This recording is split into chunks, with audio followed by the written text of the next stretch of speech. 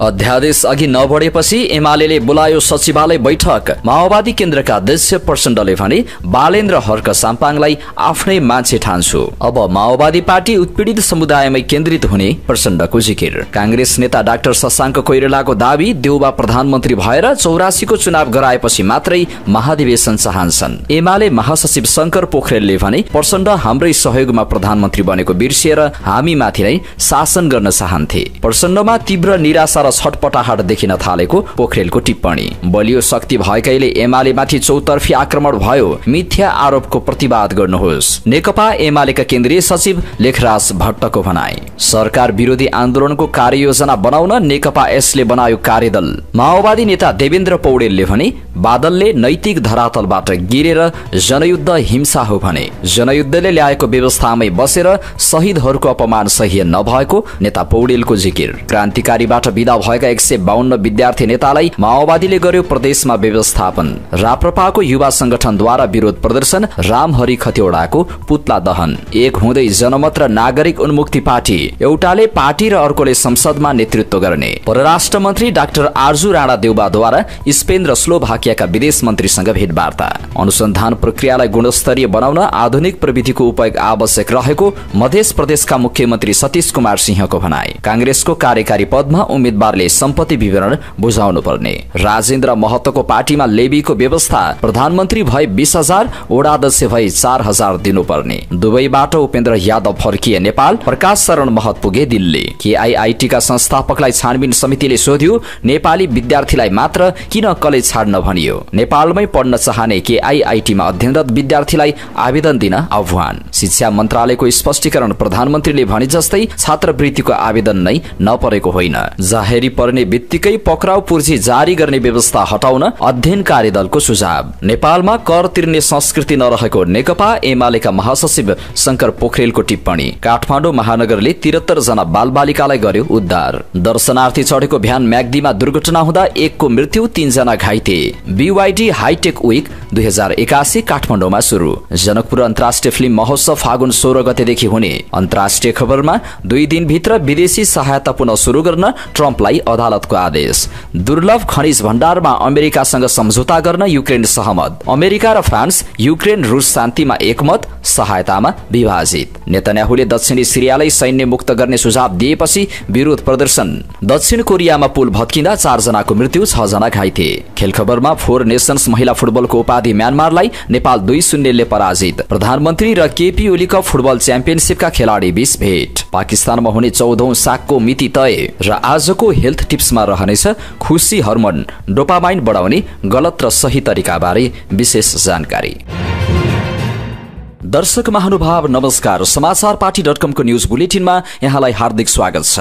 म रामशरण नेपाली। आज मिति 2081 फागुन 15 गते बिहीबार। नेपाल सम्बत 1145 सन् 2025 फेब्रुअरी 27 तारिक फागुन कृष्ण पक्षको चतुर्दशी तिथि। सदा झैं आज पनि हामी उपस्थित भएका छौं आजका मुख्य समाचार, ब्रेकिङ न्यूज अपडेट लगायत तपाईलाई काम लाग्ने हेर्नै पर्ने महत्वपूर्ण समाचार लिएर। हामीलाई अन्तिमसम्म हेर्नुहोला। हाम्रो मेहनतको लागि यो भिडियोमा एउटा लाइक अवश्य गर्नुहोला। हाम्रो च्यानल अहिलेसम्म सब्स्क्राइब गर्नु भएको छैन भने सब्स्क्राइब गर्नुहोला अनि नजिकै आउने बेल आइकनमा क्लिक गर्नुहोला। देशभित्रबाट हेर्दै हुनुहुन्छ भने आफू रहेको गाउँ ठाउँ शहर जिल्लाको नाम लेख्नुहोला। विदेशमा हुनुहुन्छ भने कुन देशबाट हेर्दै हुनुहुन्छ त्यो कुरा तलको कमेन्ट बक्समा कमेन्ट गर्नुहोला। दैनिक रूपमा हेर्नुहुन्छ भने रेगुलर भनेर लेख्नुहोला। आज पहिलो पटक हेर्दै हुनुहुन्छ भने फर्स्ट टाइम भनेर लेखिदिनुहोला। आउनुहोस् दर्शक महानुभाव, आजका मुख्य समाचार सुरु गरौं। अध्यादेश अघि नबढेपछि एमालेले बोलायो सचिवालय बैठक। यस सम्बन्धी प्रसंगबाट सत्तारूढ दल नेकपा एमालेले सचिवालय बैठक बोलाएको छ। फागुन 18 गते आइतबार दिउँसो 2 बजे बस्ने गरी बैठक बोलाइएको हो। एमाले केन्द्रीय कार्यालय सचिव डाक्टर भीष्म अधिकारीले सचिवालय बैठकका एजेन्डा तय गर्न फागुन 17 गते शनिबार केन्द्रीय कार्यालयको बैठक बस्नेछ। केन्द्रीय कार्यालयमा महासचिवको नेतृत्वमा उपमहासचिव र सचिवहरू रहने गरेका छन्। एमाले अध्यक्ष केपी शर्मा ओली नेतृत्वको सरकारले ल्याएका अध्यादेशहरू अलपत्र परेको अवस्थामा एमालेले बैठक बोलाएको हो। पुसको अन्तिम साता बसेको मन्त्री परिषद बैठकले भूमि लगायत विभिन्न 6वटा अध्यादेश ल्याएको थियो। अध्यादेश संसदमा दर्ता भए पनि राष्ट्रिय सभामा सत्तापक्षको बहुमत नहुँदा दुवै सदनमा निर्णयार्थ पेश हुन सकेको छैन।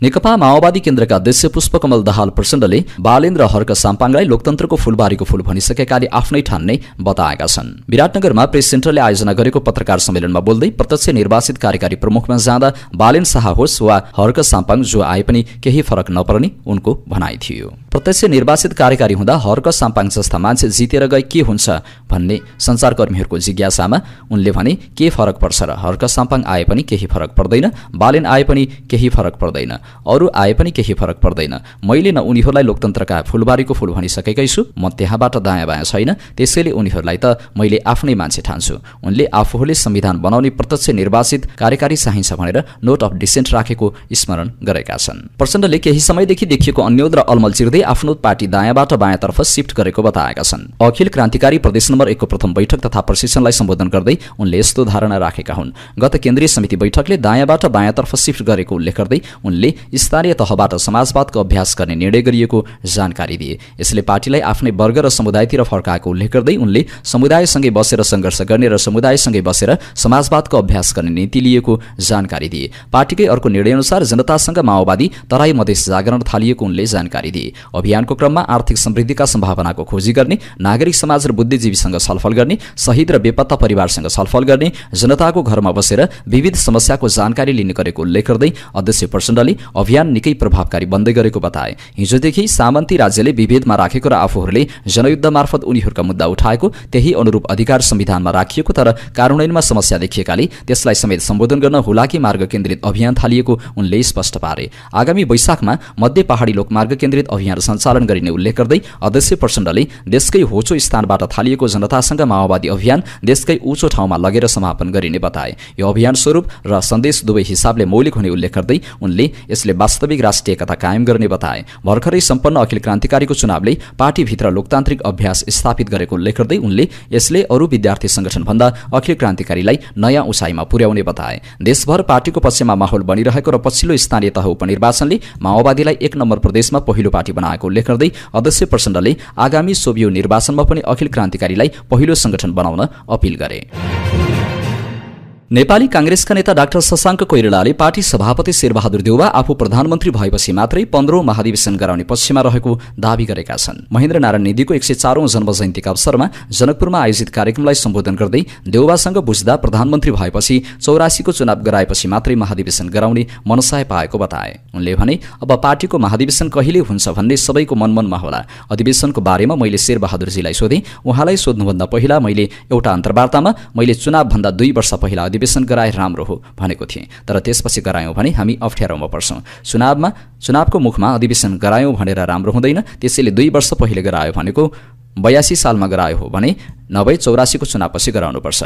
शेरबहादुरजीलाई मैले सोध्दा उहाँले दोस्रो विकल्प समात्नुभयो। उहाँको मनोविज्ञान के छ भने पहिला म प्रधानमन्त्री भइहालौं अनि अधिवेशन गराउँ भन्नेमा देखिन्छ। नेकपा एमालेका महासचिव शंकर पोखरेलले देश आर्थिक रूपमा कमजोर र सामाजिक रूपमा अराजक बन्दै गएको कारण समस्यामा पर्न लागेकोले अहिले देशका ठूला 2 राजनीतिक दल मिलेर सरकार बनाएको बताएका छन्। नेकपा एमाले उद्योग व्यवसाय विशेष जिल्ला कमिटिको आयोजनामा बुधबार काठमाडौँमा भएको जिल्ला स्तरीय प्रशिक्षक प्रशिक्षण कार्यक्रममा बोल्दै नेपालमा साना पार्टीले ठूला पार्टीलाई घुर्क्याएर शासन गर्ने गलत संस्कार सुरु भएको बताए। उनले भने म अरूको सहयोगमा प्रधानमन्त्री बनेको हुँ भन्ने कुरालाई समेत बिर्सिएर ठूला दलमाथि माओवादीले शासन गर्न सुरु गरेपछि 2 दल मिलेका हौं। हामी मिल्नु भनेको शासन गर्नको लागि मात्र होइन, अहिले संकटग्रस्त बनेको अर्थतन्त्रलाई लयमा फर्काउने, सुशासन कायम गर्ने र जनतामा बढ्दै गएको निराशालाई चिर्नको लागि हामी मिलेका हौं। सरकारले ल्याएको अहिलेको अध्यादेश औचित्यको आधारमा अध्यादेश ल्याएको बताए। सरकार अध्यादेश ल्याउन मात्र होइन, नयाँ कानून बनाउन पनि केन्द्रित रहेको बताए। उनले थपे यसले असन्तुष्टि बढ्छ, असन्तुष्टिले अराजकता बढाउँछ। अवसरवाद र अराजकता राजनीतिक आन्दोलनका बाधक हुन्। यी 2 कुरालाई परास्त नगरी हामी अघि बढ्न सक्दैनौं। यस्तै कुनै पनि संगठन एकताबद्ध र अनुशासित भएन भने उसले उपलब्धि प्राप्त गर्न नसक्ने उनले बताए। कुनै पनि उद्देश्यको लागि सांगठनिक शक्ति आवश्यक पर्ने पोखरेलले बताए। उनले थपे विचारले मात्रै हुँदैन, विचारलाई संगठनमा बदल्नुपर्छ, संगठनलाई उद्देश्यमा बदल्नुपर्छ। यस्तै पोखरेलले माओवादी केन्द्रका अध्यक्ष प्रचण्डमा तीव्र निराशा र छटपटाहट देखिन थालेको दावी गरेका छन्। उनको द्वैध चरित्रका कारणले माओवादी आन्दोलनले कार्यकर्ताको विश्वास र जनताको जनादेश गुमाउन पुगेको र सोही कारण उनमा छटपटाहट बढेको पोखरेलको दावी छ। वास्तवमा सरकारको नेतृत्वमा रहँदा पुष्पकमल दाहाल प्रचण्डले अवलम्बन गरेको अस्थिर र स्वार्थपरक नीति तथा द्वैध चरित्रका कारणले माओवादी आन्दोलनले कार्यकर्ताको विश्वास र जनताको जनादेश गुमाउन पुगेको हो। उनले बुधबार सामाजिक सञ्जाल फेसबुक मार्फत भनेका छन्। यो क्रम निरन्तर जारी छ। त्यसको हेक्का भएर नै प्रचण्डमा यति बेला तीव्र निराशा र छटपटाहट देखिन थालेको छ। साँच्चै नेपालको राजनीतिलाई विकास र समृद्धिका लागि राजनीतिक अस्थिरताको दुश्चक्रबाट मुलुकलाई बाहिर निकाल्ने हो भने राजनीतिक ध्रुवीकरणको बाटोमा जानु आवश्यक रहेको उनको भनाइ छ। त्यसका लागि अब आउने चुनावमा सबै राजनीतिक दलले गठबन्धन बिना आफ्नो नीति तथा कार्यक्रमका आधारमा जनतामा जाने आँट गर्नुपर्ने पोखरेलको धारणा छ। यस्तो भएमा कथित म्याजिक नम्बरको नाममा साना दलले ठूला दलहरूमाथि शासन गर्ने स्थिति अन्त्य हुने समेत उनले बताए। प्रचण्डले अब सहयोग नपाउने भएपछि आफ्नो सहयोगमा कांग्रेस र एमाले ठूला भएको टिप्पणी गरेको समेत पोखरेलको जिकिर छ। नेकपा एमालेका केन्द्रीय सचिव एवं सुदूरपश्चिम प्रदेश इन्चार्ज लेखराज भट्टले एमाले देशको बलियो शक्ति भएकै कारण चौतर्फी आक्रमण भइरहेको बताएका छन्। पार्टी सुदूरपश्चिम प्रदेश प्रसार तथा प्रकाशन विभागको आयोजनामा धनगढ़ीमा शुरू भएको प्रसार सम्बन्धी 2 दिने कार्यशाला कार्यक्रममा नेता भट्टले मिथ्या आरोप लगाउँदै पार्टीमाथि आक्रमण भइरहेको बताएका थिए। नेता भट्टले त्यस्ता मिथ्या कुराहरूको प्रतिवाद गर्न पनि नेता कार्यकर्ताहरूलाई निर्देशन दिएका थिए। सामान्य व्यक्ति वा संगठनप्रति कसैको चासो हुँदैन। उनले भने एमाले सबैभन्दा ठूलो संगठन, व्यवस्थित एवं चलायमान भएकै कारण हाम्रो पार्टीलाई कसरी पछाडि पार्न सकिन्छ भनेर आक्रमण बढेको छ। तथ्यमा टेकेर भन्दा पनि मिथ्या आरोप एमाले नेतृत्वमाथि बढिरहेको छ। यसको प्रतिकार सबै नेता कार्यकर्ताले गर्न जरुरी छ। नेता भट्टले वडा केन्द्रित जरा अभियान प्रभावकारी बनाउन एमाले नेता कार्यकर्तालाई निर्देशन दिएका छन्। उनले एमाले नेता कार्यकर्तालाई घर घर पुग्न आग्रह गरेका थिए। कहाँ के भइरहेको छ त्यसको रिपोर्टिङ छैन। सचिव भट्टले भने जनताको बीचमा एकाकार हुनुस् अनि मात्र चुनावी परिणाम राम्रो आउँछ। उनले औपचारिकताका लागि मात्रै नभई उपलब्धि आउने गरी कार्यक्रम गर्न आग्रह गरेका छन्। नेकपा एकीकृत समाजवादीले आन्दोलनको कार्ययोजना बनाउनको लागि 8 सदस्यीय कार्यदल बनाएको छ। नेकपा यसले पार्टी निर्माणको लागि महासचिव घनश्याम भुसालको नेतृत्वमा काठमाडौँ केन्द्रित आन्दोलन गर्दैछ। बुधबार बसेको सचिवालय बैठकले आन्दोलनको विस्तृत कार्ययोजना बनाउनको लागि महासचिव भुसालको नेतृत्वमा कार्यदल बनाएको उपमहासचिव रामकुमार भट्टराईले बताए। हालै बसेको केन्द्रीय कमिटी बैठकबाट प्राप्त सुझावहरूलाई समिति तात्कालिक कार्ययोजना र अन्य दस्तावेजहरू टुंग्याउने निर्णय भएको उनले बताए। पार्टीका आगामी कार्ययोजना एकताबद्ध भएर अघि बढाउने सहमति भएको पनि उनले बताएका छन्। नेकपा माओवादी केन्द्र सुदूरपश्चिम संसदीय दलको विवाद समाधानका लागि अध्यक्ष पुष्पकमल दाहाल प्रचण्डले गरेको प्रयास असफल भएको छ। संसदीय दलको नेता खगराज भट्टलाई बनाउने केन्द्रको निर्देशन र परिपत्र कार्यान्वयन नभएपछि प्रचण्डले संसदीय दललाई बुधबार निजी निवास खुमलटार बोलाएका थिए। फागुन 12 गतेदेखि झापाबाट शुरू गरेको हुलाकी मार्ग केन्द्रित तराई मधेस जागरण अभियानको बीचमा विवाद मिलाउन प्रचण्ड काठमाडौँ गएका थिए। तर दुवै पक्षबीच चर्काचर्की भएपछि बैठक छलफल बिना निष्कर्ष टुंगिएको सहभागी एक सांसदले जानकारी दिए। ती सांसदका अनुसार भट्ट पक्षधरले पटक पटक केन्द्रको निर्देशन संसदीय दलका नेता मान बहादुर धामीले उल्लंघन गरेकाले विवाद केन्द्रले नै मिलाउनु पर्ने अडान राखेका थिए। धामी पक्षका सांसदहरू प्रक्रियाबाट संसदीय दलको नेता चुनिएकाले प्रक्रियाबाट नै हटाउन चुनौती दिएका थिए। अध्यक्ष प्रचण्ड र इन्चार्ज गिरिराज मणिजीको रोहबरमा संसदीय दलको नेता सहमतिमै परिवर्तन गर्ने विषयमा दुवै पक्षबीच चर्को विवाद भयो। दलका नेता मान बहादुर धामीले आफू प्रक्रियाबाट नै दलको नेता चुनिएकाले प्रक्रियाबाट हटाउन चुनौती दिए। केन्द्रको निर्णय आफूलाई मान्ने नभएको अडान लिए। तर खगराजी पक्षधरले केन्द्रको निर्देशन संसदीय दलले मान्नुपर्ने र यही सहमति गर्नुपर्ने अडान लिएका थिए। दुवै पक्षले आफ्ना अडान नछाडेपछि अध्यक्षले विवाद प्रदेशमै गएर मिलाउन भनेका छन् ती नेताले भने। धामीको पक्षमा सांसदहरू अक्कल बहादुर रावल, ओम विक्रम भाट, लक्ष्मी विक र झपट बहादुर साउद उभिएका थिए। भट्टको पक्षमा गीता देवी माल, रमेश सिंह धामी, शिव सिंह ओली र जानकी देवी कुँवर उभिएका थिए। संसदीय दलमा माओवादीको 11 जना मध्ये भीम बहादुर भण्डारी सभामुख रहेका छन्। 2080 माघ 12 गते बसेको माओवादी संसदीय दलको बैठकले खगराज भट्टलाई हटाएर धामीलाई दलको नेता बनाएको थियो। त्यस यता विवाद सर्किँदै गएको छ। विवाद मिलाउनका लागि फागुनको पहिलो हप्ता पार्टीले भट्टको विषयमा अलग्गै परिपत्र पठाएको थियो। यसअघि अध्यक्ष प्रचण्डले पटक पटक दिएको निर्देशन र 2 पटक पठाएको परिपत्र समेत कार्यान्वयन हुन सकेको छैन। केही दिन अघि इन्चार्ज गिरिराज मणि पोखरेलले विवाद मिलाउन धामीलाई प्रचण्ड निवास खुमलटार बोलाएका थिए। उनले संसदीय दलको बैठक नमानेपछि प्रचण्डले संसदीय दललाई नै काठमाडौँ बोलाएका हुन्। सुदूरपश्चिमको डडेलधुरा स्थित जोगबुढामा भएको कार्यक्रममा सहभागी हुन गएका वरिष्ठ उपाध्यक्ष नारायण काजी श्रेष्ठले विवाद मिलाउन गरेको प्रयास समेत असफल भएको थियो। तत्कालीन मुख्यमन्त्री कमल शाह नेतृत्व सरकारमा सहभागी भएका मन्त्रीहरूको कार्य सम्पादन र संसदीय दलका नेताको भूमिकालाई लिएर बढेको विवाद कारवाहीसम्म पुगेको थियो। त्यतिबेला खास गरी संसदीय दलका नेता भट्टको भूमिकालाई लिएर अहिलेका संसदीय दलका नेता रहेका धामी सहित 6 जना सांसदले तीव्र असन्तुष्टि जनाएका थिए। गत पुस 21 गते प्रधानमन्त्री निवास बालुवाटारमा अध्यक्ष प्रचण्डलाई भेटेर मन्त्री फिर्ता र संसदीय दलको नेतालाई कारबाही गर्नुपर्ने माग दावी सहित उनीहरूले लिखित पत्र बुझाएका थिए। संसदीय मोर्चाबाट पत्र बुझाउनेमा धामी सहित गीता माल, अकल बहादुर रावल, शिवसिंह ओली, ओम विक्रम भाट, लक्ष्मी विक थिए। मन्त्रीहरूको बचाउमा भट्ट, झपट बहादुर साउद, रमेश सिंह धामी र जानकी देवी कुँवर थिए। अहिले ओली पनि भट्ट समूहमा फर्किएका छन्। दलको नेता परिवर्तनको विषयमा अध्यक्ष प्रचण्डबाट सकारात्मक सन्देश पाएका बहुमत सदस्यले भट्टलाई दलको नेताबाट हटाएका थिए। सुदूरपश्चिमका पुराना अनुभवी नेता रहेका भट्ट जिम्मेवारी विहीन भएपछि विवाद केन्द्रमा आइपुग्यो। गत वर्षको फागुनको 16 गते माओवादी केन्द्रीय कार्यालय पेरिस डाँडामा बसेको स्थायी समिति बैठकमा आफूमाथि अन्यायपूर्ण र अपमानजनक कारबाहीको भएको भन्दै भट्टले आक्रोश पोखेका थिए। तर बैठकले संसदीय दलको नेतामा पुनर्बहाली गर्नुको सट्टा प्रदेश सह इन्चार्जको समेत जिम्मेवारी नदिएपछि उनी बैठक छाडेर हिँडेका थिए। प्रदेश सभामा दोस्रो ठूलो दल रहेको माओवादी भित्रको विवाद समाधान नभएपछि इन्चार्ज पोखरेलको पहलमा जेठ 3 गते भट्टलाई दलको नेताभन्दा माथि राख्ने निर्णय संसदीय दलले गरेको थियो। वर्तमान मुख्यमन्त्री दीर्घ सोडारी नेतृत्वको सरकारमा जाने विषयमा आफूलाई थाहै नदिई मन्त्री पठाएको विषयले भट्ट समूह थप आक्रोशित भएको थियो। भट्टले मन्त्रीको नियुक्ति रोक्न प्रदेश प्रमुखलाई पत्र समेत पठाएका थिए। संसदीय दलको विवाद उत्कर्षमा पुगेपछि समाधानका लागि पूर्व मुख्यमन्त्री त्रिलोचन भट्ट, केन्द्रीय सदस्यहरू ओम प्रकाश पुन, लक्ष्मण दत्त जोशी, तारामान स्वार, शरद सिंह भण्डारी लगायतका नेताहरूले प्रचण्डसँग पटक पटक पहल गर्दै आएका थिए। प्रदेश स्तरबाट समाधान नभएपछि प्रचण्डले दुवै पक्षलाई बालुवाटार बोलाएर सहमतिको प्रस्ताव गरेका थिए। छलफलमा प्रदेश इन्चार्ज पोखरेल, सह इन्चार्ज बिना मगर, अध्यक्ष हरिराम चौधरी, संसदीय दलका नेता मानबहादुर धामी, नेता भट्ट, उपनेता अक्कल रावल लगायत नेता सहभागी थिए। यद्यपि बालुवाटार बैठकमा भट्टलाई नेता बनाउन कुनै सहमति नभएको दावी गर्दै धामी समूहले फेरबदल हुने नहुने भन्ने विषय भट्टमै भर पर्ने बताएका थिए। उनीहरूले सबैको मन जित्ने गरी सहमतिमा दलको नेता परिवर्तन गर्ने वा बहुमतबाट हटाएर नेता बन्न चुनौती दिएका थिए। नेकपा माओवादी केन्द्रका सचिव देवेन्द्र पौडेलले जनयुद्धलाई हिंसा भन्ने रामबहादुर थापा बादलको अभिव्यक्ति स्वाभाविक नभएको बताए। शहीद दिलबहादुर रम्तेल स्मृति प्रतिष्ठानले बुधबार काठमाडौँमा आयोजना गरेको कार्यक्रममा पौडेलले जनयुद्धकै सहयात्रीले न्यूनतम नैतिक धरातलबाट तल गिरेर जनयुद्धबारे दृष्टिकोण बनाउनु स्वाभाविक नभएको बताएका हुन्। उनले जनयुद्ध हिंसा नभएको भन्दै परिवर्तनका लागि जनताले लडेको आन्दोलन भएको जिकिर गरे। एमाले कांग्रेसले पूर्वाग्रही ढंगबाट जनयुद्धको अपमान गर्ने काम गरे। हजारौं शहीदको बलिदानबाट आएको परिवर्तनको मूल आधार जनयुद्धको विद्रूपीकरण गर्नु दुर्भाग्य हो, उनको भनाइ थियो। कार्यक्रममा शहीद दिलबहादुर रम्तेल स्मृति राष्ट्रिय पुरस्कार रम्तेलकी आमालाई हस्तान्तरण गरिएको छ। पौडेलले न्याय, मुक्ति, स्वतन्त्रता र देशभक्तिपूर्ण उदात्त भावले लडिएको जनयुद्धकै कमाण्डरको मतिभ्रष्ट भएको बताएका छन्। रम्तेल जस्तै हजारौं शहीदको बलिदानबाट आएको परिवर्तनको मूल आधार जनयुद्धको विद्रूपीकरण हुनु दुर्भाग्य भएको बताए। उनले भने एमाले कांग्रेसले पूर्वाग्रही ढंगबाट त्यसको अपमान गरे पनि जनयुद्धकै सहयात्री रामबहादुर थापा बादलले न्यूनतम नैतिक धरातलबाट तल गिरेर जनयुद्धबारे दृष्टिकोण बनाउनु स्वाभाविक होइन। न्याय, मुक्ति, स्वतन्त्रता र देशभक्तिपूर्ण उदात्त भावले लडिएको जनयुद्धकै कमाण्डरको मतिभ्रष्ट भएकै हो।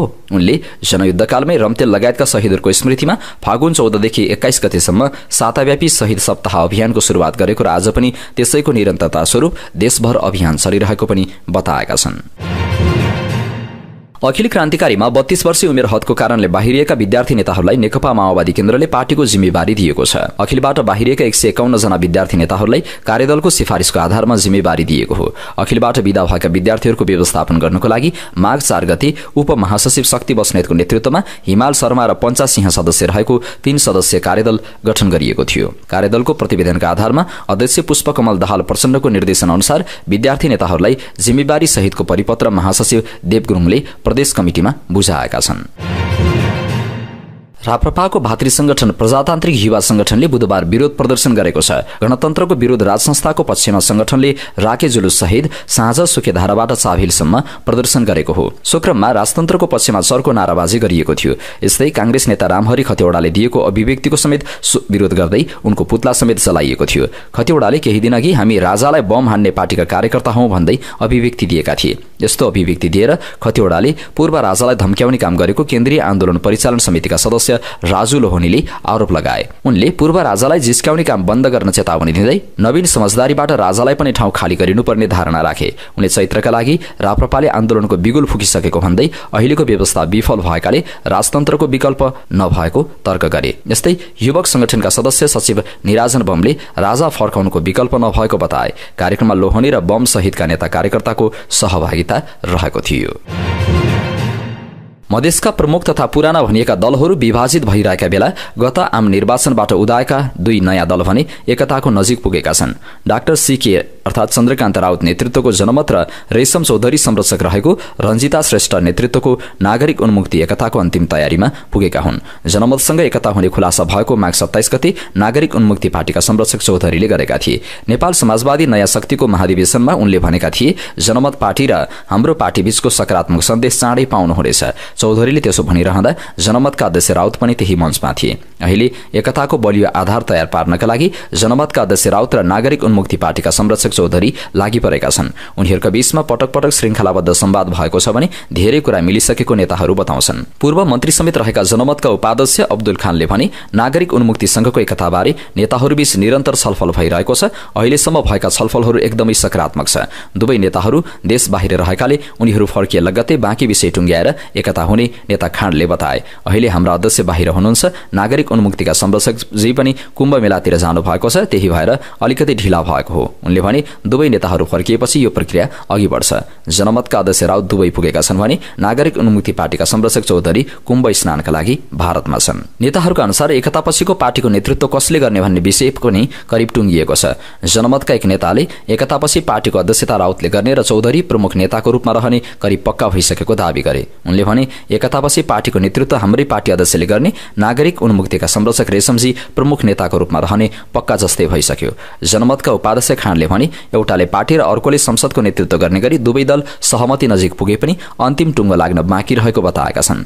पार्टीको नेतृत्व गर्नेले संसदको नेतृत्व नगर्ने, संसदको नेतृत्व गर्नेले पार्टीको नेतृत्व छान्ने भन्नेमा हामी सहमति नजिक छौं। उनले भने फाइनल नभए पनि यही वरिपरि छलफल भइरहेको छ। नेता खानले पहिला प्रमुख नेताहरूबीच सहमति जुटेपछि क्रमशः उपाध्यक्ष, महासचिव लगायत नेताहरूको व्यवस्थापनबारे छलफल हुने बताए। जिल्लादेखि तलका तहमा भने अधिवेशन मार्फत नेतृत्व सुम्पने गरी तयारी भइरहेको बताएका छन्। पहिला शीर्ष नेताहरूबीच कुरा मिलेपछि सबै वर्ग, जाति, समुदाय र भूगोलका आधारमा क्रमशः उपाध्यक्ष, महासचिव लगायतका पदाधिकारी र केन्द्रीय स्तरका नेताहरूको मिलान गर्छ। उनले थपे जिल्ला स्तरीय दुवै पार्टी निकट समितिलाई अधिवेशन मार्फत नेतृत्व सुम्पने तयारी भइरहेको छ। पार्टीको नाम के हुने, संगठनात्मक स्वरूप कस्तो हुने, विचारधारात्मक रूपमा कसरी अगाडि जाने भन्ने कुरामा सहमति हुन बाँकी रहे पनि त्यसमा समस्या नरहेको नेताहरूले बताएका छन्। यता नागरिक उन्मुक्ति पार्टीका संरक्षक रेशम चौधरी पार्टी एकताको प्रमुख पहलकर्ता हुन्। उनले नै जनमतका अध्यक्ष राउतसँग निरन्तर वार्ता गरेर धेरै कुरा सहमति नजिक पुगेको हो। तर त्यसक्रममा नागरिक उन्मुक्ति पार्टीका अध्यक्ष रञ्जिता श्रेष्ठलाई भने सामेल गराइएन। पूर्व मन्त्री समेत रहेकी अध्यक्ष श्रेष्ठले आफूसँग एकताबारे कुनै छलफल नगरिएको गुनासो गरिन्। उनले भनिन्, मिल्नु, एकीकृत भएर ठूलो पार्टी बन्नुपर्छ भन्ने मान्यता त ठिकै हो, त्यो जनताको चाहना पनि हो, तर यसबारे मसँग कुनै छलफल भएको छैन। आफू अध्यक्ष भए पनि छलफलमा छुटाएर आफ्नो महत्त्व नराखिएको गुनासो उनको छ। त्यसो त उनी केही समय अघिसम्म देश बाहिर थिइन्। यद्यपि विचार मिल्ने पार्टीसँग एकता गर्न कुनै समस्या नरहेको अध्यक्ष श्रेष्ठले स्पष्ट पारिन्। उनी भन्छन्, कुनै पार्टीसँग छलफल भयो र कुरा मिल्यो भने त एकता गर्न त सकिन्छ। परराष्ट्र मन्त्री डाक्टर आर्जु राणा देउबा र स्पेनका विदेश मन्त्री होसे म्यानुअल अल्बारेस बुएनो बीच जेनेभामा द्विपक्षीय भेटवार्ता भएको छ। संयुक्त राष्ट्रसङ्घीय मानवाधिकार परिषदको 58औं उच्चस्तरीय सत्रमा सहभागिताका लागि जेनेभामा रहेका उनीहरूबीच बुधबार साइडलाइन भेटवार्ता भएको हो। भेटमा मन्त्री डाक्टर देउबाले युरोपियन युनियनका समेत विदेश तथा सहयोगी मन्त्रीका रूपमा रहेका म्यानुअलसँग युरोपियन युनियनको एक महत्वपूर्ण सदस्यका रूपमा रहेर स्पेनले नेपालको आर्थिक सामाजिक विकासमा गरेको सहयोगको सराहना गरेकी थिइन्। भेटमा मन्त्री डाक्टर देउबाले नेपाललाई कोभिड-19 तथा भूकम्प जस्ता अप्ठ्यारो समयमा पनि स्पेनले पुर्याएको सहायताका लागि धन्यवाद ज्ञापन गरिन्। नेपाल सन् 2026मा विकासोन्मुख राष्ट्रका रूपमा स्तरोन्नति हुने चरणमा रहेकाले आवश्यक सहयोग सहित दिगो विकास लक्ष्य हासिल गर्नका लागि नेपाललाई पर्न सक्ने आवश्यक सहयोगका लागि स्पेनलाई आग्रह पनि गरिन्। मन्त्री डाक्टर देउबाले जलवायु परिवर्तनले नेपाललाई परेको असरबारे नेपालले अन्तर्राष्ट्रिय मञ्चहरूमा न्यायका लागि वकालत गरिरहेकाले त्यसमा स्पेनको पनि सहयोगका लागि अपिल गरिन्।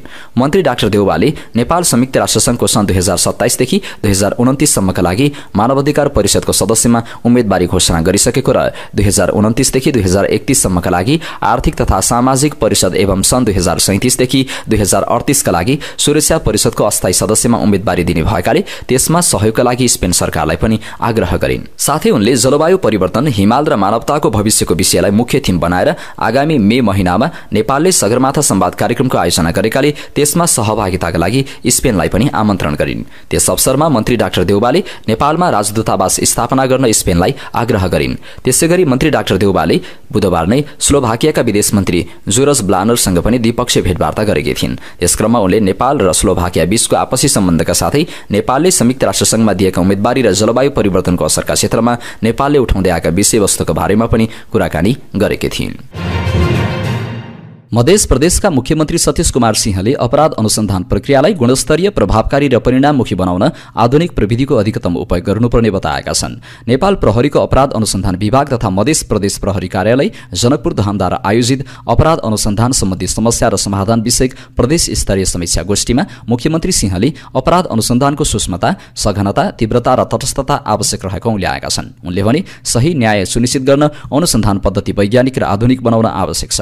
मुख्यमन्त्री सिंहले बदलिँदो समयमा अपराधका प्रकृति जटिल बन्दै गएकाले अनुसन्धान कार्यलाई प्रविधि मैत्री बनाउनु पर्ने उल्लेख गरे। अनुसन्धान प्रक्रियामा चूक हुँदा निर्दोषले सजाय भोग्ने र दोषी उन्मुक्ति पाउने अवस्थाले न्याय प्रणालीमै प्रश्न उठ्न सक्ने भएकाले अनुसन्धानमा थप सुधार आवश्यक रहेको बताए। प्रदेश सरकार प्रहरीलाई आवश्यक साधन स्रोत उपलब्ध गराउन प्रतिबद्ध छ। उनले भने नेपाल प्रहरीको भूमिकालाई अझ प्रभावकारी बनाउन हामी हरसम्भव सहयोग गर्छौं। मुख्यमन्त्री सिंहले मध्य प्रदेशका 8वटै जिल्लामा भइरहेको अपराध अनुसन्धान प्रक्रियाको गहन समीक्षा गरी कमजोरी हटाउन आवश्यक रहेको बताएका छन्। नेपाली कांग्रेसका नेताहरूले पार्टीको कार्यकारी पदमा उम्मेदवार दिनका निम्ति सम्पत्ति विवरण बुझाउनुपर्ने विधानमा व्यवस्था हुनुपर्ने माग गरेका छन्। विद्यार्थी संघ पूर्व केन्द्रीय समिति 2068-73ले आयोजना गरेको वृहत भेटघाट तथा अन्तर्क्रिया कार्यक्रमको घोषणापत्र सार्वजनिक गर्दै नेताहरूले 40 वर्षभित्रका युवालाई 30% प्रतिनिधित्व सुनिश्चितताको माग गरेका छन्। उनीहरूले युवासँगै विज्ञका निम्ति 10% सम्मको प्रतिनिधित्वको सुनिश्चित गराउन विधानमै व्यवस्था गर्न माग गरेका हुन्। संविधान सभा सदस्य एवं नेपाली कांग्रेसका नेता रञ्जित कर्णले नगरकोट घोषणापत्र सार्वजनिक गर्दै जुनसुकै तह र क्षेत्रमा उम्मेदवारी दिन कार्ययोजना प्रस्तुत गर्ने बाध्यकारी व्यवस्था हुनुपर्ने बताएका छन्। कर्णले आरक्षणमा नदोहोरिने व्यवस्था मिलाउन पनि ध्यानाकर्षण गराएका छन्।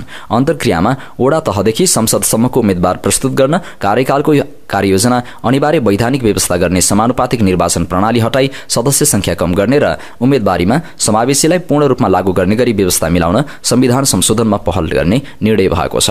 नेता कर्णका अनुसार नेपाली कांग्रेसको नीति उद्यमशीलता सहितको राजनीति अभियान सञ्चालन गर्ने निर्णय पनि भएको छ। उनले नेपाली कांग्रेसले राष्ट्रिय राजनीतिमा निर्णायक भूमिका निर्वाह गर्न सके मात्र राष्ट्रिय समृद्धिको नेतृत्व पनि लिन सक्ने छलफलको निष्कर्ष सुनाए। यसका निम्ति पार्टी संगठनको वैचारिक र सांगठनिक क्षेत्रमा आमूल परिवर्तनको आवश्यकता छ। राजनीतिक दलको मस्तिष्क भनेको यसले अंगीकार गरेको विचार, सिद्धान्त, नीति तथा कार्यक्रम हुन्। संगठन यसका शारीरिक र भौतिक अंगहरू हुन्। उनले भने नेता कर्णले कांग्रेसले स्थापना कालदेखि अंगीकार गर्दै आएका नीति तथा कार्यक्रमको गहन अध्ययन गरी 3 तहको सरकारले देश र जनताका निम्ति गर्नुपर्ने नीति तथा कार्यक्रमको वृहत खाका निर्माण गरिने जानकारी दिए। उनले पार्टीले आयोजना गरेको न्यूनतम 3वटा कार्यक्रममा सहभागी र एउटा प्रशिक्षणमा सहभागी भएको मापदण्डका आधारमा सक्रिय सदस्यता वितरण गरी यसलाई थप जिम्मेवार बनाउने अवधारणा प्रस्तुत गरे। छलफलमा सहभागी कांग्रेस सह महामन्त्री किशोर सिंह राठौरले पार्टीमा शुद्धिकरण आवश्यक रहेको बताउँदै नेता कार्यकर्ताले नैतिक मूल्य मान्यता अनुसार नचल्दा समस्या भएको दावी गरे। राष्ट्रिय मुक्ति पार्टी नेपालले पार्टी सञ्चालनका लागि चन्दा संकलन अभियान सञ्चालन गर्ने भएको छ। केन्द्रीय कोष स्थापना तथा अर्थ संकलन अभियान र आर्थिक सहयोगको लागि सो पार्टीले आह्वान पनि गरेको छ। त्यसका लागि अध्यक्ष महतोले आफ्नो पार्टीमा पनि चन्दा उठाउने भएका छन्। हरेक सदस्यलाई चन्दा बुझाउन सो पार्टीले अनिवार्य गरेको छ। उक्त पार्टीका एक केन्द्रीय सदस्यले भने पार्टीको शिरोमणिका लागि एकपटक पार्टीका सबै नेता तथा कार्यकर्ताले चन्दा दिनुपर्ने अनिवार्य गरेको छ। रकम यति वा त्यति तोकिएको छैन, आफ्नो स्वेच्छाले दिनुपर्ने भनेको छ। त्यसबाहेक पार्टीमा लेबीको पनि व्यवस्था गरिएको छ। पार्टीका हरेक सदस्यले अनिवार्य लेबी बुझाउनु पर्ने निर्णय गरिएको छ। पार्टीका पदाधिकारीहरूले मासिक 1000 लेबी बुझाउनु पर्छ भने केन्द्रीय सदस्यले 500 बुझाउनु पर्ने हुन्छ। राजनीतिक समिति सदस्यले 700, विभागका सदस्यहरूले 250 रुपियाँ मासिक लेबी बुझाउनु पर्ने सो पार्टीले निर्णय गरेको छ। त्यस्तै सक्रिय सदस्यले वार्षिक 100 रुपियाँ लेबी बुझाउनु पर्ने भएको छ भने प्रदेश समिति सचिवालयका सदस्य तथा कार्यकारिणी सदस्यहरूले 500 रुपियाँ, प्रदेश सदस्यले 300, जिल्ला कमिटिका पदाधिकारीले 300 र जिल्ला सदस्यले 200 रुपियाँ मासिक लेबी बुझाउनु पर्ने नियम बनाइएको छ। त्यस्तै पार्टीबाट कोही प्रधानमन्त्री, उपप्रधानमन्त्री र मन्त्री बनेमा प्रत्येकले मासिक रूपमा 20,000 रुपियाँ बुझाउनु पर्ने नियम बनाइएको छ। त्यस्तै सांसद हुनेले मासिक 15,000 रुपियाँ लेबीको रूपमा बुझाउनुपर्छ। पार्टीबाट मुख्यमन्त्री भएमा उसले मासिक 15,000 रुपियाँ लेबीको रूपमा बुझाउनुपर्छ भने प्रदेश सांसदले 10,000, समितिका सभापतिहरूले 12,000, जिल्ला समन्वय समितिका सदस्यले 8,000 रुपियाँ बुझाउनु पर्ने पार्टीले निर्णय गरेको छ। त्यसैगरी स्थानीय तहमा महानगरपालिका मेयरले 12,000, उपमेयरले 10,000, नगरपालिकाका मेयरले 10,000, उपमेयरले 5,000, गाउँपालिका अध्यक्षले 8,000, उपाध्यक्ष र वडाध्यक्षले 4-4 हजार रुपियाँ पार्टीलाई बुझाउनु पर्ने नियम बनाइएको छ। त्यस्तै पार्टीबाट कुनै राजनैतिक नियुक्ति भएमा तलबको 10% बुझाउनु पर्ने प्रावधान सो पार्टीले राखेको छ। दोहोरो पदमा भएकाले पनि रकम बुझाउनु पर्ने नियम बनाइएको छ। मंगलबार सम्पन्न केन्द्रीय समितिको बैठकले ताप्लेजुङको मुकुमलुङ घटनाको भर्त्सना गर्दै त्यहाँको विवादलाई वार्ता मार्फत समाधान गर्न आग्रह गरेको छ। साथै सो घटनामा दमन गरेका प्रहरीलाई कारबाही गर्न समेत सो पार्टीले माग गरेको छ। जनता समाजवादी पार्टी जसपा नेपालका अध्यक्ष उपेन्द्र यादव संयुक्त अरब इमिरेट्स UAE को दुबईबाट फर्किए लगत्तै सोही पार्टीका उपाध्यक्ष राजकिशोर यादव भारतको दिल्ली उडेका छन्। यादव फागुन 12 गते दुबईबाट फर्किएसँगै उपाध्यक्ष यादव फागुन 13 गते दिल्ली गएका हुन्। मधेसी एकता समाजले आयोजना गरेको कार्यक्रममा सहभागी हुन यादव दुबई गएका थिए। यसैगरी दुबईबाटै कांग्रेस नेता प्रकाश शरण महत पनि दिल्ली पुगेका छन्। महत प्रयागराजको महाकुम्भबाट स्नान गरेपछि त्यतैबाट साउदी हुँदै दुबई गएका थिए। दुबईबाट उनी फेरि कतार हुँदै मंगलबार भारत पुगेका हुन्। दिल्लीमा आयोजित एक कार्यक्रममा सहभागी भएर उनी बिहीबार नेपाल फर्कने कार्यक्रम रहेको उनको सचिवालयले जनाएको छ। महत र यादव मात्रै होइन, कांग्रेसका नेता अर्जुन नरसिंह केसी, एमालेका उपाध्यक्ष सुरेन्द्र पाण्डे, उपमहासचिव प्रदीप ग्यावाली, राष्ट्रिय स्वतन्त्र पार्टीका उपसभापति डाक्टर सोनिम वाग्ले पनि दिल्ली पुगेका छन्। भारतीय विदेश मन्त्रालयको भारतीय विश्व मामिला परिषद, BP Koirala foundation, Lumbini Buddhist university, Banaras Hindu विश्वविद्यालय, South Asia centre for peace research and sustainable development र साउथ एसिया फाउन्डेसन नेपालले संयुक्त रूपमा आयोजना गरेको नेपाल भारत सम्बन्ध र छिमेकी नीति विषयक अन्तर्क्रिया कार्यक्रममा भाग लिनका लागि उनीहरू त्यहाँ पुगेका हुन्। सो कार्यक्रम बुधबार र बिहीबार चल्ने सहभागी मध्येका एक नेताले बताएका छन्। सो कार्यक्रमबाट नेपालबाट केही बौद्धिक र प्राज्ञिक व्यक्तित्वहरू पनि गएका छन्। भारतबाट समेत केही बौद्धिक तथा प्राज्ञिक व्यक्तिहरू सहभागी भए पनि नेपालबाट जस्तो कुनै राजनीतिक दलका नेताहरू भने सहभागी छैनन्। नेताहरूबाट नेपालको तर्फबाट भारतका लागि नेपाली राजदूत डाक्टर शंकर प्रसाद शर्मा, लुम्बिनी विश्वविद्यालयका उपकुलपति डीन डाक्टर मणिक रत्न साक्य, रजिस्ट्रार डाक्टर तिलकराम आचार्य, प्रकाश सिंह कार्की, राजेन्द्र घिमिरे, सौरभ जेठी सहभागी छन्। भारतको तर्फबाट भारतीय विदेश मन्त्रालयका भारतीय विश्व मामिला परिषदका Nutan Kapoor Mahawar, TCA Raghavan, doctor SY Quraishi, Ashok Kumar Kanth, Abhijit Haldar लगायतको उपस्थिति रहने बताइएको छ। नेपालबाट गएका नेताहरूले त्यहाँ नेपालको बारेमा साइडलाइन वार्ताहरू पनि गर्ने बताइएको छ। भारतको Kalinga institute for industrial technology KIIT मा नेपाली विद्यार्थी प्रकृति लम्सालको मृत्यु र त्यसपछि सिर्जित परिस्थितिबारे छानबिन गर्न गठित समितिले कलेजका अधिकारीहरूको बयान लिन थालेको छ। कलेजका संस्थापक अच्युत सामन्तबाट बयान लिन थालेको ओडिसा राज्यको अतिरिक्त प्रमुख सचिव सत्यव्रत साहु नेतृत्वको उच्चस्तरीय समितिले बयानका लागि कलेजका थप 4 अधिकारीहरूलाई बोलाएको छ। भारतको अखबार द हिन्दूका अनुसार अनुशासन विभाग प्रमुख PK पटनायक, निर्देशक संहिता मिश्रा, आन्तरिक कमिटी प्रमुख इप्सिता सतपथी र सहायक निर्देशक स्मारिका पार्टीलाई बयानका लागि उपस्थिति हुन भन्दै पत्र पठाएको छ। यसअघि कलेजका संस्थापक सामन्त सहित अरू 7 शीर्ष अधिकारीहरूको बयान भइसकेको छ। उनीहरूलाई नेपाली विद्यार्थीलाई मात्र कलेज छाड्न भन्दै किन सूचना जारी गरियो भन्ने प्रश्न भनिएको छ। साथै दुर्व्यवहारको सूचना आउँदै 1 महिनासम्म पनि किन कुनै कारबाही अघि बढाइएन भनेर समेत सोधिएको एकजना अधिकारीले भनेका छन्। सामन्त सहितका अधिकारीहरूलाई नेपाली विद्यार्थीलाई लक्षित गरेर प्रयोग गरिएको अपमानजनक शब्दबारे समेत सोधिएको थियो। आइतबार बुटोल स्थायी घर भई KIIT कलेजमा अध्ययनरत 20 वर्षीय प्रकृति लम्साल मृत अवस्थामा भेटिएकी थिइन्। उनले आफूलाई सोही कलेजमा अध्ययनरत अडविक श्रीवास्तवले पटक पटक दुर्व्यवहार गरेको भन्दै उजुरी दिँदा समेत कलेज प्रशासनले गम्भीरता देखाएको थिएन, बरु घटना ढाकछोप गर्न खोजेको थियो। त्यहीबीच प्रकृति मृत अवस्थामा भेटिएपछि विद्यार्थीहरूले गम्भीरतापूर्वक छानबिन गर्न माग गर्दै प्रदर्शन गरेका थिए। प्रदर्शनलाई कलेज प्रशासनले दमन गर्न खोजेको थियो। त्यसक्रममा विद्यार्थीहरूलाई सुरक्षा गार्ड र प्रशासनका व्यक्तिहरूले दुर्व्यवहार गरेका थिए। कुटपिटमा संलग्न 2 सुरक्षा गार्ड सहित 5 जनालाई स्थानीय प्रहरीले पक्राउ गरेको थियो भने केही कलेजका कर्मचारीहरू पनि बर्खास्तीमा परेका थिए। पक्राउ परेकाहरूलाई भने अदालतले धरोटीमा छाडेको छ। विद्यार्थीलाई अपशब्द प्रयोग गरेर गालीगलौज गर्ने प्राध्यापकहरूले माफी माग्दै भिडियो सार्वजनिक गरेका छन्। यो विषय चर्किएपछि भारतको केन्द्र सरकारले पनि चासो देखाएको थियो भने प्रदेश सरकारले उच्चस्तरीय छानबिन समिति बनाएको थियो। KIIT प्रकरणलाई लिएर नेपालको संसद समेत तातेको थियो। ओडिसाको प्रदेश संसदमा पनि यो विषयले प्रवेश पाएको थियो। भारतको ओडिसा स्थित केआईआईटी विश्वविद्यालयमा अध्ययनरत नेपाली विद्यार्थीलाई नेपाली विश्वविद्यालयमा पढ्न चाहेको खण्डमा आवेदन दिन आह्वान गरिएको छ। नेपालका विभिन्न 3वटा विश्वविद्यालयहरूले सूचना जारी गर्दै नेपालमै क्रेडिट आवर ट्रान्सफर लिन खोजेको खण्डमा आवेदन दिन आह्वान गरेका हुन्। पूर्वाञ्चल विश्वविद्यालय, काठमाडौँ विश्वविद्यालय र त्रिभुवन विश्वविद्यालयले क्रेडिट आवर ट्रान्सफर गर्न दिने भन्दै सूचना जारी गरेका हुन्। केआईआईटी विश्वविद्यालयमा अध्ययनरत नेपाली विद्यार्थीहरूले भोगिरहेका समस्यालाई समाधान गर्न त्रिभुवन विश्वविद्यालय र पूर्वाञ्चल विश्वविद्यालयले जानकारी गराउन भनेका छन्। त्यस्तै काठमाडौँ विश्वविद्यालयले पनि त्यसका लागि ओपन हाउस छलफलको आयोजना गरेको छ। शिक्षा विज्ञान तथा प्रविधि मन्त्रालयले ती विश्वविद्यालयहरूसँग समन्वय गरेर केआईआईटी विश्वविद्यालयबाट प्रभावित विद्यार्थीहरूले आफ्नो अध्ययनलाई निरन्तरता दिन नेपालमै क्रेडिट ट्रान्सफर नीति अनुसार त्रिवी र पूर्वाञ्चलमा शैक्षिक कार्यक्रमहरू सुचारू गर्न सक्ने शिक्षा मन्त्रालयले जनाएको छ। सम्बन्धित विद्यार्थी र अभिभावकहरूले थप जानकारीका लागि सम्बन्धित विश्वविद्यालयमा सम्पर्क गर्न भनिएको छ। प्रधानमन्त्री केपी शर्मा ओलीले मंगलबार फेसबुकमा लेखे, शिक्षा मन्त्रालयबाट विभिन्न विषयको छात्रवृत्तिका लागि आवेदन खुलाइएकोमा आवश्यक संख्या नपुगेका कारण सीट खाली रहेको सूचना पाइएको छु। सीट खाली रहेको सूचना पाएको छु। खाली रहेका सीटमा छात्रवृत्तिका लागि छिटोभन्दा छिटो 1-2 दिनभित्रै आवेदन दिनुहोला।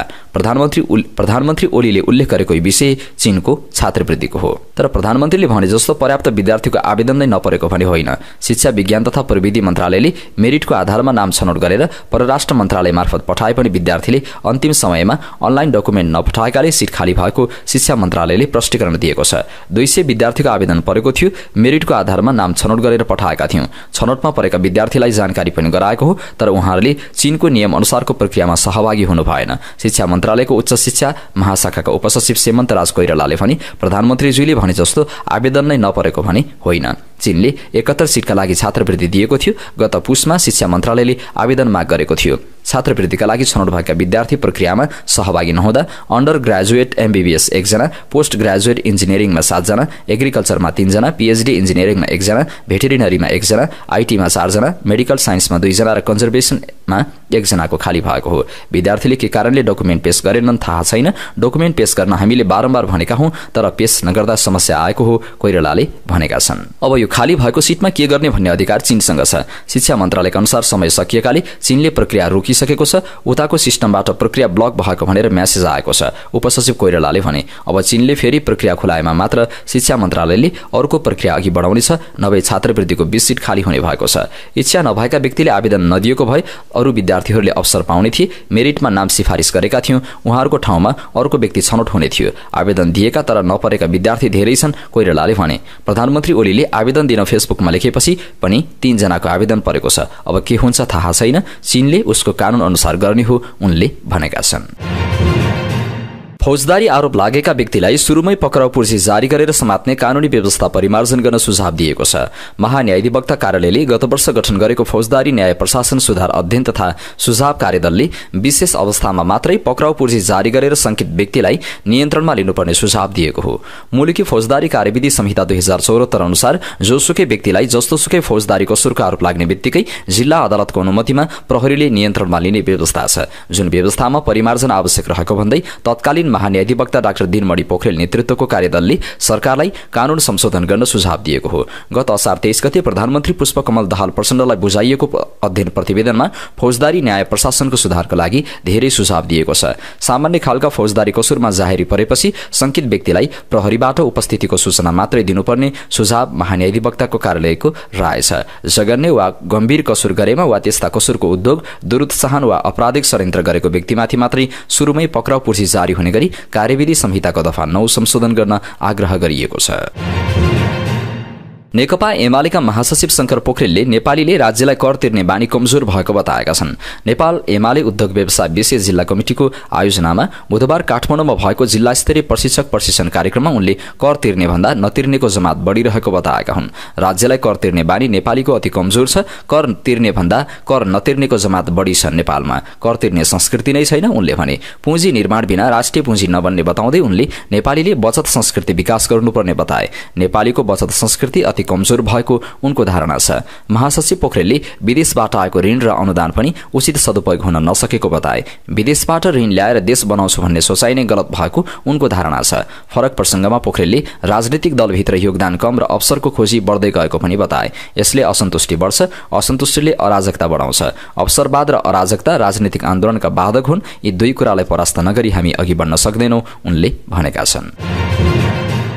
देशको राजधानी काठमाडौँ महानगरपालिकामा नै बालबालिका जोखिममा रहेका छन्। काठमाडौँ महानगरपालिकाले बालबालिकाहरूको अवस्था अध्ययनका लागि सार्वजनिक यातायात क्षेत्र, होटल, रेस्टुरेन्ट तथा होस्टलमा रहेका बाल श्रमिक र आफ्ना नातागोता बाहेक अन्य व्यक्तिसँग रहे बसेका बालबालिका सम्बन्धी जानकारी लिन परिचालन भएका इन्टर्न विद्यार्थीहरूले बालबालिकाको अवस्था जोखिममा रहेको बताएका हुन्। काठमाडौँ महानगरपालिका बाल अधिकार समितिका सदस्य प्रवीण सिलवालका अनुसार महानगरभित्र 41 जना बालक र 32 जना बालिका सहित 73 जना बालबालिकाको उद्धार गरिसकेको छ, जसमध्ये 38 जना बाल संरक्षण गृहमा रहेका छन्। सिलवालका अनुसार 34 जनालाई पारिवारिक पुनर्मिलन गराइएको छ। यस्तै उद्धारपछि 7 को मुद्दालाई न्यायिक प्रक्रिया अगाडि बढाइएको छ, जसमा 4 जनाको जबरजस्ती करणी, 2 जना बालिकाको बाल यौन दुर्व्यवहार र 1 जना बालिकाको कुटपिट तथा दास बनाएको विषय रहेको छ।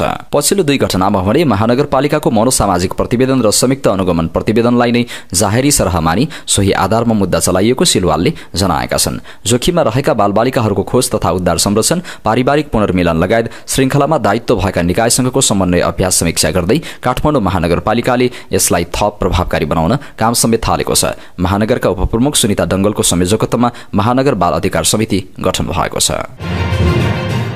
प्रवासी नेपाली मञ्च स्पेनले पोखरा 26 को ज्येष्ठ नागरिक दिवा सेवा केन्द्रलाई आर्थिक सहयोग गरेको छ। रोजगारीका लागि छोराछोरी विदेशी नै राष्ट्रिय समस्यालाई ध्यानमा राख्दै प्रवासी नेपाली मञ्च स्पेनले स्वदेशमा रहेका वृद्ध बुवा आमाको सहयोगार्थ पोखरा 26 को तालबेसीमा स्थापना गरिएको ज्येष्ठ नागरिक दिवा सेवा केन्द्रलाई 1 लाख रुपियाँ सहयोग गरेको हो। महाशिवरात्रि पर्वको अवसर पारेर महाशिवरात्रिको अवसरमा आयोजित कार्यक्रममा प्रवासी नेपाली मञ्च स्पेनका अध्यक्ष केदारनाथ ढुङ्गाना, प्रवासी नेपाली मञ्च अन्तर्राष्ट्रियका सदस्य शिवकुमार बरुवालले उक्त रकम पोखरा महानगरपालिका वडा नम्बर 26 का अध्यक्ष नरेन्द्र थापा र तालबेसी ज्येष्ठ नागरिक दिवा सेवा केन्द्रका अध्यक्ष बद्रीनाथ ढुङ्गानालाई हस्तान्तरण गरेका हुन्।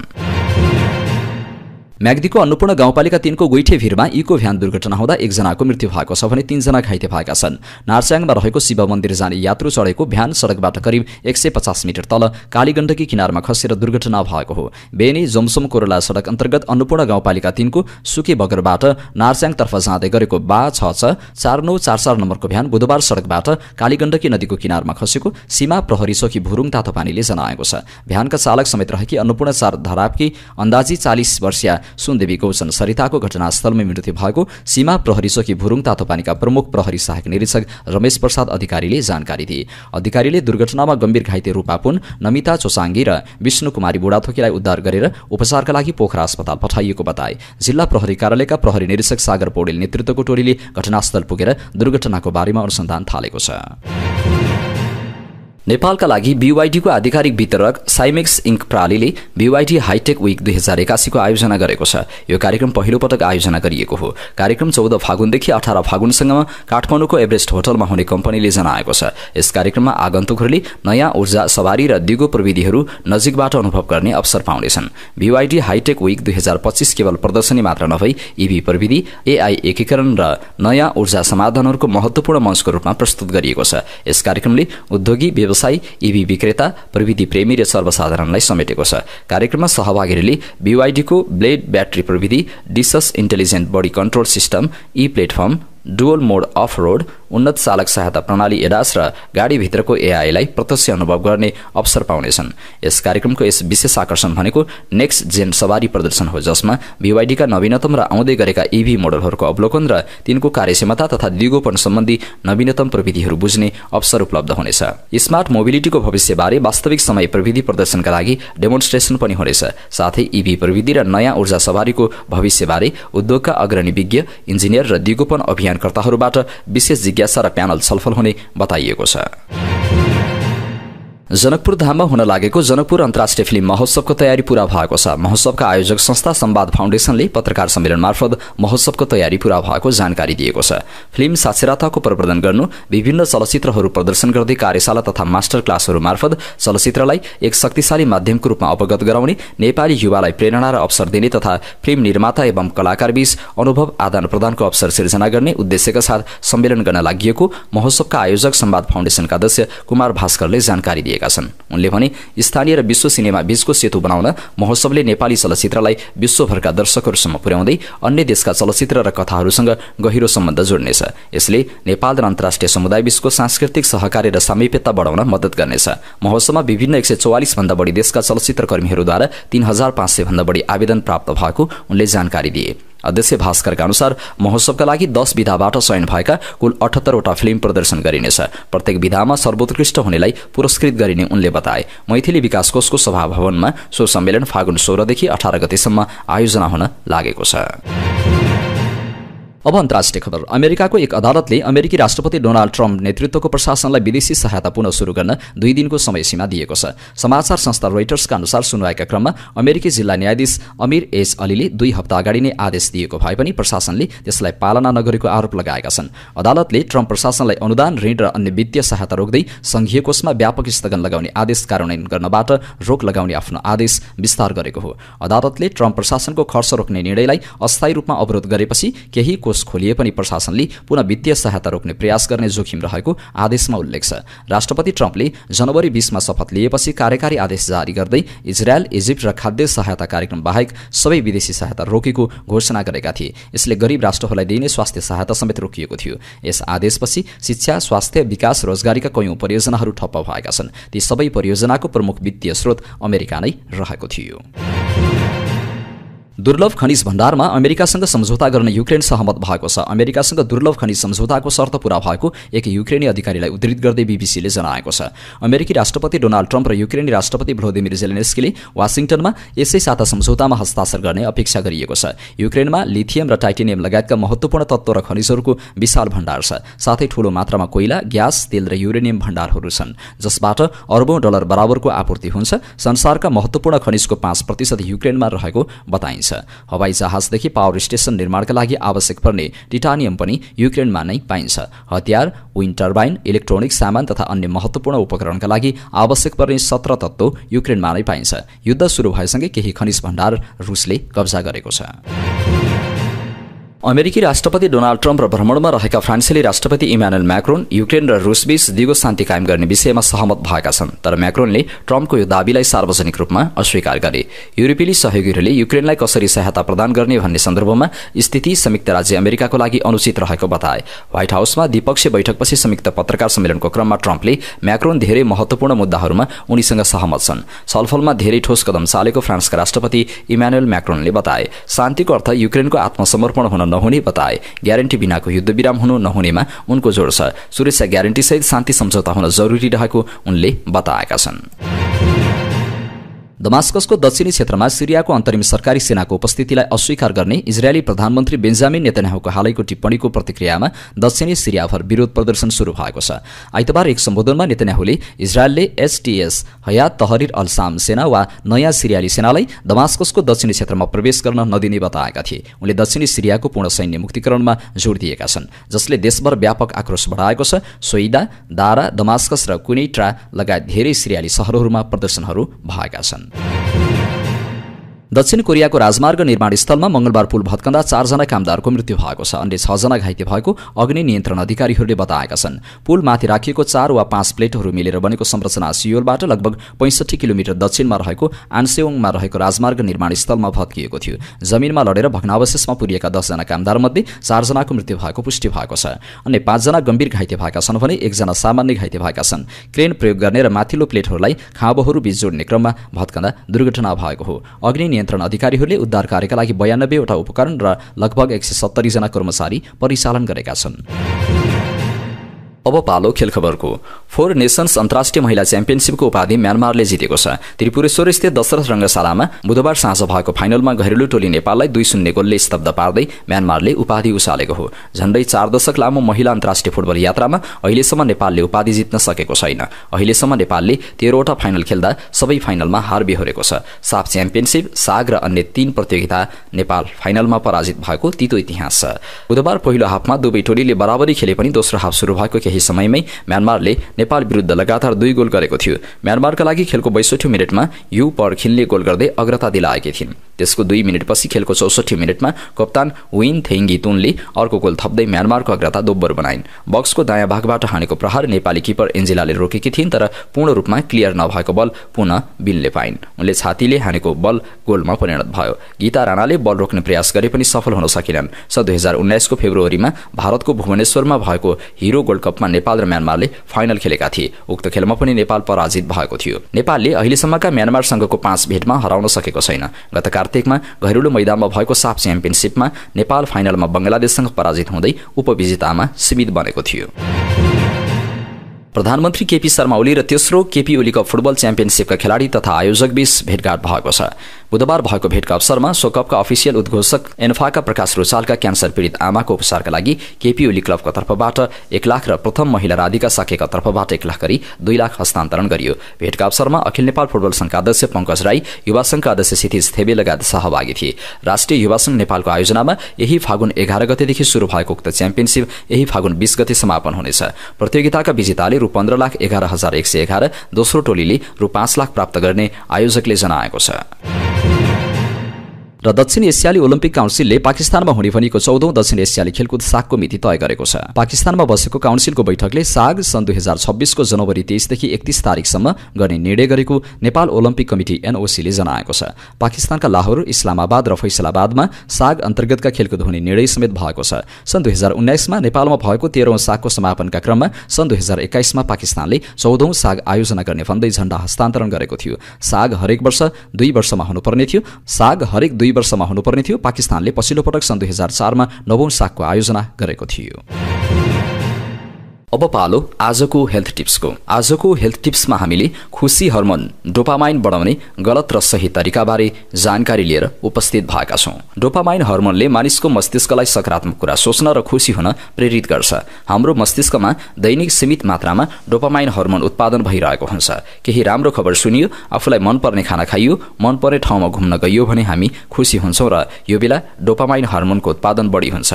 तर साथै केही खराब काम तथा बानीका कारण पनि मस्तिष्कमा डोपामाइन हर्मोन बढ्न सक्छ। सही तरिकाले डोपामाइन बढाउनु धेरै फाइदाजनक हुन्छ। सही तरिकामा डोपामाइन हर्मोन बढाउन गलत र सही तरिकाको बारेमा थाहा हुन जरुरी छ। डोपामाइन बढ्ने गलत तरिका: लागु पदार्थको सेवन। लागु पदार्थको सेवन गर्ने व्यक्तिलाई सेवनपछि आनन्दको महसुस हुन्छ। उसको मस्तिष्कले डोपामाइन हर्मोन उत्सर्जन गर्छ। यसले रक्त प्रवाह बढाउँछ, मुटुको गति बढाउँछ। यही कारण मान्छेमा आवेग र उत्तेजना बढ्छ। फास्ट फुडको सेवन। जब हामी जंक फुड, फास्ट फुड खान्छौं, हाम्रो दिमागमा रिवार्ड सर्किट सक्रिय हुन्छ र डोपामाइन रसायन निस्कन्छ। हाम्रो मस्तिष्क यी प्रशोधित खानाबाट प्राप्त हुने आनन्दले गर्दा खुसी हुन्छ र यस्ता खानेकुरा मात्र खाइरहन मन लाग्छ। Porn film. खुसी हुँदा डोपामाइन हर्मोन बढ्छ, तर खुसी हुने गलत तरिका अपनाउँदा डोपामाइन झन घट्न सक्छ। पोर्न हेर्दा डोपामाइनको स्तर घट्छ, जसले काम वासना कम गर्छ। अल्छीपना। धेरैचोटि हामी कुनै काम तत्काल नगरेर पछिका लागि टारिदिन्छौं अनि बिस्तारै यो हाम्रो बानी बन्दै जान्छ। यसले हामीलाई अल्छी बनाउँछ। अल्छीपनाले डोपामाइन हर्मोनको उत्पादन कम हुन्छ। साथै कम डोपामाइन स्तर भएका मानिसहरूलाई दैनिक गतिविधिहरूमा उत्साहित महसुस हुँदैन, जसले अल्छी महसुस हुन सक्छ। Social media. सोशल मिडियामा धेरै सक्रिय हुँदा पनि डोपामाइन हर्मोनको स्तर बढ्छ। तर यसरी डोपामाइनको स्तर बढ्दा सोशल मिडियाको लत लाग्न सक्छ। यसले गर्दा दैनिक जीवनको अन्य कुरामा नकारात्मक असर पुग्न सक्छ। एक्लोपन। सामाजिक सञ्जालको बढ्दो लत वास्तविक जीवनमा बढ्दो एक्लोपनसँग प्रत्यक्ष रूपमा सम्बन्धित हुन्छ। एक्लोपनले शरीरमा प्राकृतिक रूपमा नभएर नाटकीय रूपमा डोपामाइनको हर्मोन बढाउँछ। अभद्रता। अभद्र व्यवहारले पनि डोपामाइन हर्मोन बढाउँछ, तर डोपामाइनले अभद्र व्यवहार नियन्त्रण गर्नलाई पनि मद्दत गर्छ। यस्तो अभद्र व्यवहार नियन्त्रण गर्नका लागि डोपामाइन हर्मोन बढ्नु मात्र शरीरको लागि फाइदाजनक हुन्छ। नक्कली सम्बन्ध। जब कसैले प्रेमको नाटक गर्छ, त्यो सबैभन्दा खराब भावनाहरूमध्ये एक हो। अस्वस्थ र नक्कली सम्बन्धमा हुनु भनेको पीडादायी सम्बन्धमा हुनु हो। यस्तो प्रेम र सम्बन्धले क्षणिक रूपमा डोपामाइन बढाउन सक्छ, तर कालान्तरमा त्यसले दुःख दिन सक्छ। डोपामाइन बढाउने सही तरिका: सानो सानो कुरामा खुसी हुने। डोपामाइन हर्मोनले खुसी हुनका लागि प्रेरित गर्छ। त्यसैले डोपामाइनलाई फिल गुड हर्मोन पनि भनिन्छ। त्यसैले सानो सानो कुरामा खुसी भयो भने यो हर्मोन प्राकृतिक रूपमा बढ्न सक्छ। नयाँ अनुभव। कुनै नयाँ कुराको अनुभवले पनि हाम्रो मस्तिष्क उत्तेजित हुन्छ र शरीरमा डोपामाइन हर्मोनलाई बढाउँछ। नयाँ नयाँ कुराको अनुभव गरेर प्राकृतिक रूपमा डोपामाइन बढाउन सकिन्छ। नयाँ साथी। नयाँ साथी तथा सम्बन्धले पनि डोपामाइन बढ्छ।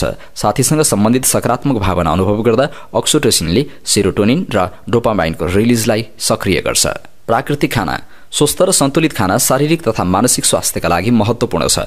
डोपामाइनको कमी हुन नदिन प्राकृतिक र सन्तुलित खाना खानुपर्छ। माफी दिँदा यदि केही कुरामा कसैसँग मनमुटाव भएको छ र त्यो व्यक्तिले आफ्नो गल्ती स्वीकारेर माफी माग्छ भने उसलाई माफी दिँदा सकारात्मक ऊर्जा प्राप्त हुन्छ र डोपामाइन बढ्छ। व्यायाम नियमित रूपमा व्यायाम गर्ने बानीले डोपामाइन हर्मोनको स्तर बढाउन मद्दत गर्छ। यी हर्मोनले मुड सुधार्न मद्दत गर्छ। त्यसैले खुसी रहन र राम्रो स्वास्थ्य कायम राख्न नियमित व्यायाम गर्नुपर्छ। कृतज्ञताको भावना सकारात्मक मनोविज्ञान अनुसार कृतज्ञता जीवनमा राम्रो कुरालाई स्वीकार गर्ने भावना हो। कृतज्ञता खुसीसँग जोडिएको हुन्छ जसले डोपामाइन हर्मोनलाई बढाउँछ। योग ध्यानले पनि डोपामाइन हर्मोनको मात्रा बढ्ने विभिन्न अध्ययनले देखाएका छन्। त्यसैले शरीरमा डोपामाइन हर्मोन बढाउन योग ध्यान गर्नुपर्छ। प्रकृतिसँग रमाउने बाहिरी गतिविधिहरू जस्तै हरियाली वातावरणमा हिँड्ने, बगैँचामा काम गर्ने वा प्रकृतिको मजा लिनेले सूर्यको प्रकाश पाइन्छ जसले मुड सुधार्न मद्दत गर्छ र डोपामाइन बढ्छ। प्रेमले आनन्द महसुस गराउँछ, ऊर्जा बढाउँछ जसले हाम्रो मस्तिष्कबाट उत्सर्जन हुने प्रेमिल हर्मोन डोपामाइन उत्पन्न हुन्छ। घाममा बस्दा सूर्यको किरणले हाम्रो शरीरमा रहेको डोपामाइनलाई बढाउँछ। त्यसैले नकारात्मक भावनाहरू आइरहन्छ भने घरभित्र एक्लै बस्नुभन्दा घाममा बस्नु राम्रो हुन्छ। यो थियो आजको हेल्थ टिप्स अन्तर्गत खुसी हर्मोन डोपामाइन बढाउने गलत र सही तरिकाबारे विशेष जानकारी। हवस् त दर्शक महानुभाव, आजका मुख्य समाचार अहिलेलाई यति नै। हामीले प्रस्तुत गरेका यी समाचारप्रति तपाईको धारणा के छ त्यो कुरा तलको कमेन्ट बक्समा कमेन्ट गर्नुहोला। हाम्रो मेहनतको लागि यो भिडियोमा एउटा सानो लाइक अवश्य गर्नुहोला। देशभित्रबाट हेर्दै हुनुहुन्छ भने आफू रहेको गाउँ ठाउँ शहर जिल्लाको नाम लेख्नुहोला। विदेशमा हुनुहुन्छ भने कुन देशबाट हेर्दै हुनुहुन्छ त्यो कुरा तलको कमेन्ट बक्समा कमेन्ट गर्नुहोला। दैनिक रूपमा हेर्नुहुन्छ भने रेगुलर भनेर लेख्नुहोला। आज पहिलो पटक हेर्दै हुनुहुन्छ भने फर्स्ट टाइम भनेर लेखिदिनुहोला। हाम्रो च्यानल अहिलेसम्म सब्स्क्राइब गर्नुभएको छैन भने सब्स्क्राइब गर्नुहोला अनि नजिकै आउने बेल आइकनमा क्लिक गर्नुहोला। समाचारपाटी.com को न्यूज बुलेटिन नेपाली समय अनुसार आज साँझ 6 बजे लिएर फेरि हामी उपस्थित हुनेछौं। पल पलको न्यूज अपडेटको लागि समाचारपाटी.com हेर्दै गर्नुहोस्। नमस्कार।